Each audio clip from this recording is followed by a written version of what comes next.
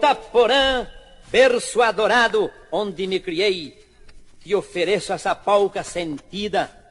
Tu foste um pedaço de minha vida, eu de ti jamais me esquecerei.